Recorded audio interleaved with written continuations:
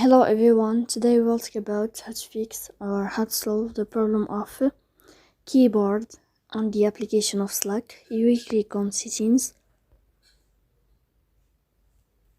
In this page you can click on apps, default apps, app settings. On above you can search about Slack and you will enter. Here you can click on first stop and you can click OK. After that you'll enter to the window of storage. Then you can click clear cache. In the end you can turn off your phone and you can turn on your phone again to fix that problem. So please don't forget to support us by like and subscribe. See you next time in another video, and thank you for your attention and your watching.